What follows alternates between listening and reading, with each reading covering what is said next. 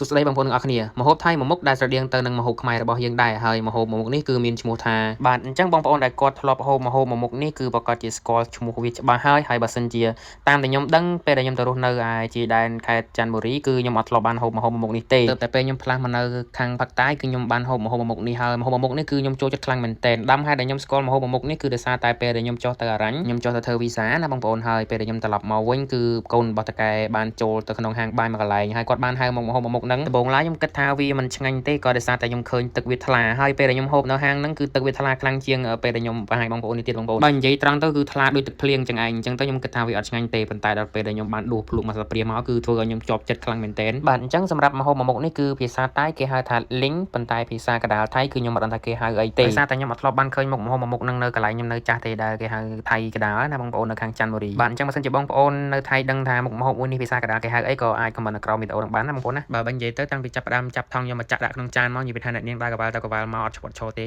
េហើយកន្លែងនេះខ្ញុំធ្វើកាយវិការបង្ហាញប្រាប់បងប្អូនថានៅក្នុងទឹកសម្លហ្នឹងគឺវាមានជាមួយនឹងម្ទេសជាមួយនឹងជីវ៉ាន់ស៊ុយស្លឹកខ្ទឹមក៏ដូចជាមានជីផ្សេងទៀតចឹងណាបងប្អូនហើយជាធម្មតាបើសិនជាទៅទិញកន្លែងផ្សេងគឺជីម្ទេសខ្ទឹមអីគឺគេដាក់ផ្សេងឲ្យយើងគេអត់បានដាក់ចូលក្នុងទឹកសម្លនឹងស្រេចអញ្ចឹងទេបងប្អូនគេទុកឲ្យយើងយកមកផ្សំគ្រឿងខ្លួនឯងពោះរសជាតិរបស់វាវិញគឺវាជូរជ្រះតែម្ដងបងប្អូនគឺជូររបៀបឆ្ងាញ់ជូរគឺជូរមកល្មមណាបងប្អូនជូរមិនដល់ថ្នាក់ជូរជ្រេញទេបងប្អូននិយាយរួមទៅគឺឆ្ងាញ់តែម្ដងហើយខ្ញុំតម្រាំតែបានហូបហ្នឹងគឺនៅតែកាយវិការនិយាយប្រាប់បងប្អូនក៏ប៉ុន្តែខ្ញុំដកសលេងចេញក៏ដោយសារតែវាមានសំឡេងរំខានពីសំឡេងឡានលើខ្នល់ខ្លាំងពេកបងប្អូនអញ្ចឹងខ្ញុំសម្រេចចិត្តថាយកមកបញ្ចូលសលេងតែម្ដងទៅហើយនិយាយវាថាអ្នកនាងកូនស្រីខ្ញុំនៅអឺតឆ្វេងអឺតស្ដាំអត់ដើរទៅណាទេរហូតដល់ឲ្យសាច់ពីរដុំឆ្អឹងមួយដុំមិនបានដើរចេញជាធម្មតាខ្ញុំអត់ឲ្យស៊ីឆ្អឹងទេបងប្អូនក៏ដោយសារតែប្រភេទពូជហ្នឹងគឺគេអត់ឲ្យស៊ីឆ្អឹងទេប៉ុន្តែខ្ញុំឲ្យឆ្អឹងណាដែលធំក៏គេអត់ដាច់ទៅឲ្យវាក៏គេមកកន្លែងបើមិនអញ្ចឹងទេខ្ញុំប្រកាសជាអង្គុយហូបមិនបានសនុកសុខសប្បាយទេនិយាយពីថាខូចនោះខូចបងប្អូនអើយរាល់ថ្ងៃខ្ញុំមិនដឹងថាវាឆ្កែឬក៏មនុស្សទេបើវាចេះនោះចេះពេលវាអប់សុកចឹងទៅវាមកលេងជាមួយយើងពេលដែលយើងធុញវាយើងស្ដីឲ្យវាទឹកភ្នែកបងមកសន្ទុះចឹងទៅមកលេងទៀតលេងហត់ចឹងទៅរកចំណីតោះវាស៊ីចំណីហើយក៏ដេកចឹងទៅខ្ញុំមួយថ្ងៃឈឺក្បាលនៅជាមួយវាទេវាចេះគ្រប់រឿងវាដឹងគ្រប់រឿងរាល់ថ្ងៃវាតោះថាវាមិនចេះនិយាយភាសាមនុស្សតែមួយយ៉ាងបើវាចេះនិយាយភាសាមនុស្សម្យ៉ាងទៀតចប់ចុះឡ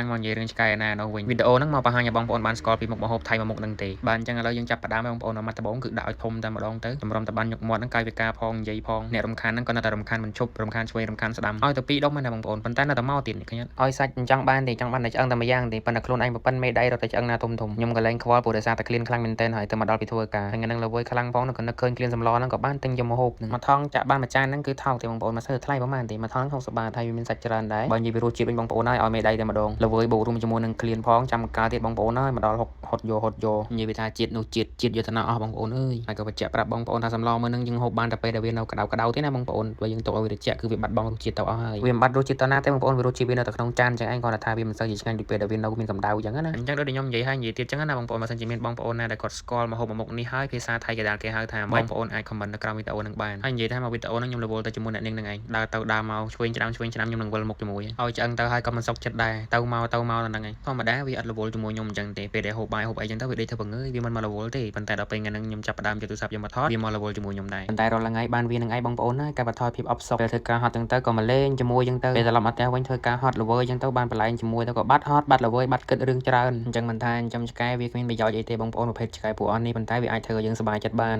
នបាទហើយកន្លែងនេះថតស្រាប់តែទូរស័ព្ទពេញគ្រឿងអត់ដឹងថាទូរស័ព្ទពេញគ្រឿងលេងអញ្ចឹងទៅក៏ចាប់ផ្ដើមថតម្ដងទៀតបាទអញ្ចឹងវីដេអូរបស់យើងក៏បានឈានមកដល់ទីបញ្ចប់តែម្ដងហើយក៏អរគុណច្រើនមែនទែនសម្រាប់ការទស្សនាវីដេអូមួយនេះពីដើមដល់ចប់អូខេបាយបាយ